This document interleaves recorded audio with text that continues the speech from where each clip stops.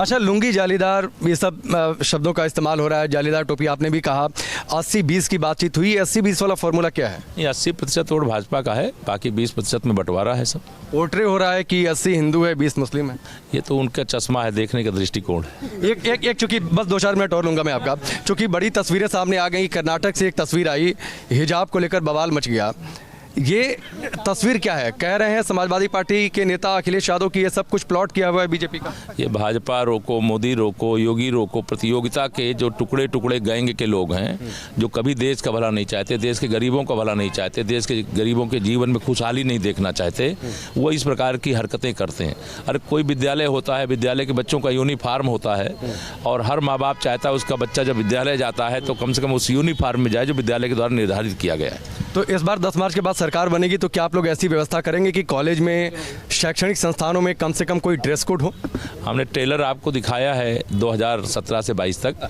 10 मार्च के बाद आज पिक्चर देखिएगा आप। एक पंजाब में रैली हुई, सीएम चन्नी ने कहा, चूंकि ये सवाल इसलिए कि सभी लोग यूपी के हैं, बिहार के हैं, प्रियंका गांधी वहाँ पर बगल में थी, उन्होंने कहा यूपी बिहार के भैया आकर पंजाब में राज करेंगे क्या? प्रियंका गांधी यहाँ पर आती हैं, चुनाव प्रचार करती हैं, ऐसे शब्द यूपी बिहार के लोगों पर बार बार टारगेट क्यों? देखिए, मैं ये कहना चाहता हूँ कि यह बयान पंजाब के मुख्यमंत्री चन्नी का नहीं था।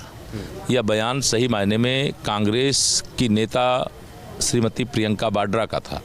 अगर उनकी उपस्थिति में कोई यूपी के लोगों को, बिहार के लोगों को गाली दे, जो यूपी बिहार और देश का हर बच्चा मतलब मेरा एक भारत है, एक श्रेष्ठ भारत है, हम भारत को एकता अखंडता के सूत्र में बांधने की बात करते हैं और वह अलग अलग करने की बात करते हैं, तो इस प्रकार के बयान का अगर कोई दोषी है तो उनके मुख्यमंत्री तो हैं ही।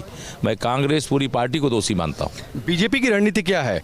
धर्म विकास का कॉकटेल या फिर धर्म और विकास को अलग अलग करके देखिए? धर्म एक अपनी व्यक्तिगत आस्था का विषय होता है और विकास शासन में आने के बाद हमारी जिम्मेदारी होती है और जिम्मेदारी उसको हमने निभाया है। और गरीबों को तमाम सुविधाएं जो 60 वर्षों में कांग्रेस नहीं की, और जो गांव-गांव का विकास जो 15 वर्षों में सपा बसपा की बारी बारी से सरकार के बाद भी नहीं हुआ, वह काम हमारी सरकार में 5 साल के अंदर हुआ। जब 1.5 साल पौने 2 साल कोरोना के कारण से हम बहुत सारे काम करना चाहते थे, नहीं कर पाए थे। एक सवाल हमने स्वामी प्रसाद मौर्य से पूछा था करीब 15-20 दिन पहले इंटरव्यू में कि आप पिछड़ों की बात कर रहे हैं, दलितों की बात कर रहे हैं, इनकी उपेक्षा कहकर आपने पार्टी छोड़ दी।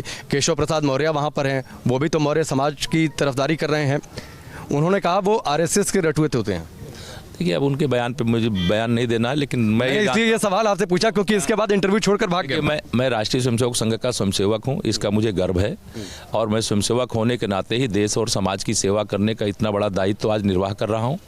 जो गए हैं, मैं आपको एडवांस में बता दे रहा हूँ, आज तारीख कौन सी है? 18 तारीख है। 10 मार्च को जब ईवीएम मशीन खुलेगी, आप देखना भाजपा में आकर के लोग बड़े जरूर हो जाते हैं, लेकिन जाने वाले विधानसभा का मुंह नहीं देख। वो और यूपी राजभर कह रहे हैं कि बनारस से किसी को जीतने नहीं देंगे बीजेपी को। ये तो अखिलेश यादव जी, राहुल गांधी जी और ये सारे जिनका नाम ले रहे हैं, मैं तो उनका नाम भी नहीं लेता हूँ। ये इतना कॉन्फिडेंस है, यूपी में 37 साल से कोई सीएम रिपीट नहीं हुआ, नोएडा कोई नहीं जाता था, मुख्यमंत्री योगी आदित्यनाथ कई बार नोएडा गए। ये कॉन्फिडेंस की वजह क्या है और आपको लगता है कि सीएम योगी रिपीट होंगे, सारे रिकॉर्ड टूटेंगे? ये यूपी का इतिहास आप देखिए ना, 2014 में हमारे 73 सांसद जीते, 2017 का विधानसभा चुनाव हुआ तो उसमें हमारे 325 विधायक जीते, 2 चुनाव जीते, तीसरा चुनाव लोकसभा का फिर 2019 में हुआ तो हमारे 64 सांसद जीते। तो ये तो जो हारने वाला होता है तो एक चुनाव के बाद दूसरा हार जाता है, तो हम 3 जीत चुके हैं। चौथा चुनाव जो आ रहा है 2022 का, 300 से ज़्यादा सीटें जीतेंगे।